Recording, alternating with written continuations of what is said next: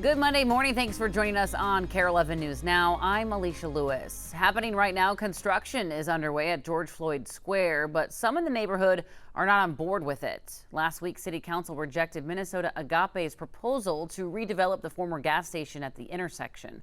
Agape is a violence interrupter group that wants to build a 6-story building with a cafe and museum at 38th and Chicago.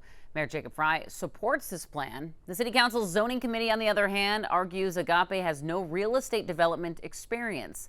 The city attended community meetings to talk about their plan, but business owners and residents tell us that the experience felt more like a presentation than a back and forth engagement. I want the process to be better. I think that they should pause and actually do some community engagement, get some clarity and a full plan behind all of this. The full City Council would vote on this as early as Thursday. If the council denies it, city staff can make a new recommendation or go back to the drawing board on finding a new developer. We do need to get to some breaking news out of the Philippines. A 7.8 magnitude earthquake hit the Southeast Asian country overnight. The quake affecting the capital city of Manila, and this morning the death toll continues to rise. Megan McPherson's at the live desk with what we know. So we are getting a closer look at the destruction left behind by this powerful 7.8 magnitude earthquake, which struck just as students were returning for a new school year in the southern Philippines. You can see in this video right here, elementary school students crouching outside as the ground beneath them shook violently. This quake struck around 7:37 Monday morning local time in the Mindanao region, killing at least 32 people and injuring more than 200 others. Rescue crews are searching right now through damaged areas as officials work to determine the full extent of the destruction and confirm the total number of casualties. Officials say several buildings collapsed, with additional damage reported in nearby coastal villages after tsunami waves nearly 3 feet high hit parts of the shoreline. The Pacific Tsunami Warning Center says there is no threat to Hawaii at this time. And the Philippines sits right along the Pacific Ring of Fire. You may have heard of this before. It's a region known for intense seismic activity, and this makes the country especially vulnerable to powerful earthquakes. Back to you. Well, right now, a manhunt is underway in Toledo, Ohio, for the 2 men who shot 12 people at a street festival over the weekend. This is video from the scene on Saturday. Authorities say officers were at the Old West End Festival when 2 suspects started shooting at each other. Thankfully, all 12 victims are expected to be okay. I don't know what could have been done. People are asking for answers, but I'm asking for solutions. I'm asking for people to turn in any witness statements that they have. Some people have innate evil in them, and they are there to do evil. That was a situation that shouldn't have happened. Police are asking the public to send in videos and any photos to help find the shooters. This morning, we're getting an update on the next No Kings event here in Minnesota. Organizers say on Sunday, dozens of cities will have watch parties for a benefit concert featuring Jane Fonda, Patti Smith, and Bette Midler. It's called the Rise Up, Sing Out, a concert for the First Amendment. Here in Minnesota, there's a scheduled watch party in Southeast Minneapolis, Savage, and in Brainerd. Well, we're tracking a new flare-up in attacks between Israel and Iran this morning. The war was one of the key topics President Trump addressed in an interview with NBC's Meet the Press moderator Kristen Welker. The interview also touching on gas prices and whether people charged with assaulting police officers on January 6th could get taxpayer-funded payouts. NBC's Alice Barr has the latest. Hi there. President Trump this morning called on Israel and Iran to immediately stop firing. And not long after, Iran announced it was suspending its military operation while promising more, quote, severe and crushing measures if hostilities continue. This morning, warning sirens in Jerusalem and strikes on Iran as Israel and Iran trade fire for the first time since a ceasefire began in April. Israel says it intercepted Iranian missiles beginning Sunday in retaliation for new Israeli attacks against Iran-backed militants in Lebanon.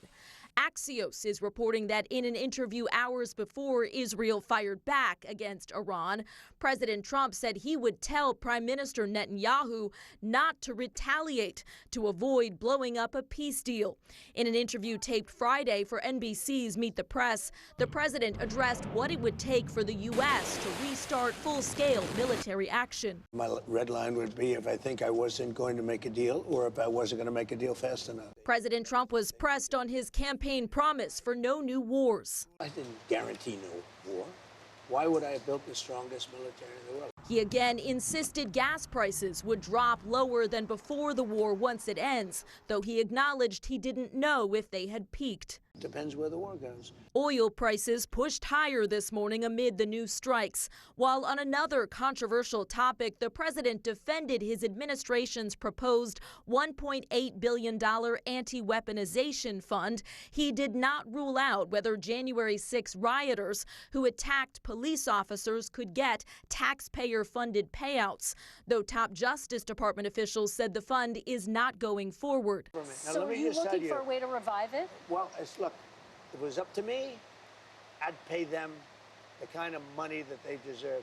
People have been destroyed. Lives have been destroyed. The fund sparked rare Republican opposition. President Trump abruptly ended that interview with NBC's Kristen Welker after she challenged his unfounded claims on election interference. Kristen said she spoke with the president the next day and that he agreed to return for a follow-up interview. In Washington, Alice Barr, NBC News. Today, the trial begins for a man accused of helping kill someone inside Bar Zia in Minneapolis. This is video from the scene back in October. Prosecutors say video shows 24-year-old Dantrell Clark punching the victim several times on the dance floor before the alleged shooter, Arlonzo Williams, fired several shots. Investigators say that the two men are part of the Lowe's Street Gang, while the victim was allegedly involved with a rival gang. Clark is facing second-degree murder charges. This morning, the Birch Bay fire near Ely is fully contained, and officials know what sparked it. In an update over the weekend, they revealed it was likely started by a U.S. Forest Service worker's chainsaw. The Forest Service was cutting down trees to reduce fuel to prepare for a prescribed burn. Officials say the fire was at 1.35 acres, but no structures were lost.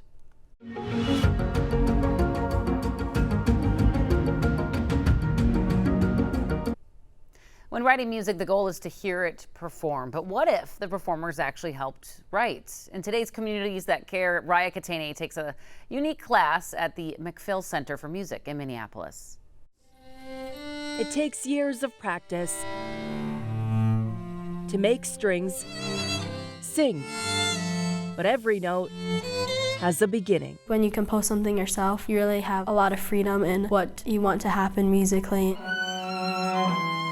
For the students in the McPhail Center for Music's composition class, this assignment has a different tone.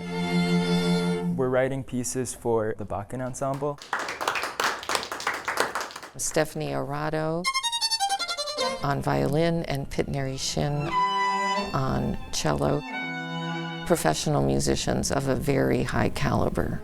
Their work amplified. It feels very different to hear it in real life. When real musicians play it, it becomes real music. The duo is workshopping students' songs. They've been so great that they will eventually perform in the school's concert hall. They're performing their pieces with great sensitivity and care and respect. If you knew you wanted that short, learning would probably want to put dots on it. But mainly teaching. I'll look at those again. It definitely fuels my growth a lot as a composer. There are things that I'm learning that I can only really learn when I'm workshopping. That's too much. Expert advice. I think I like Tasto. For eager ears. A lot of times there are little things that you don't realize don't work. It's nice to just the beginning, adjust it along the way. Refining the right sounds. It's given me a lot of freedom to know what I don't know and to be fine with that.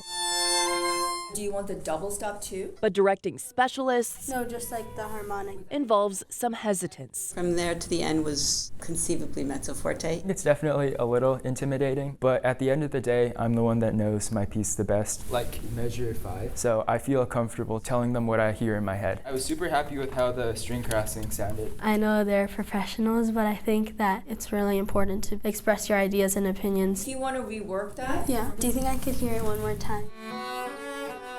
It's how Mozart grew.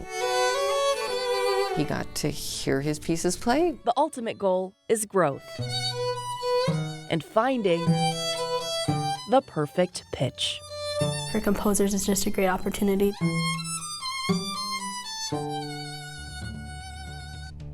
Sounds beautiful. Hey, be sure to stick with us. More news and weather coming up after the break.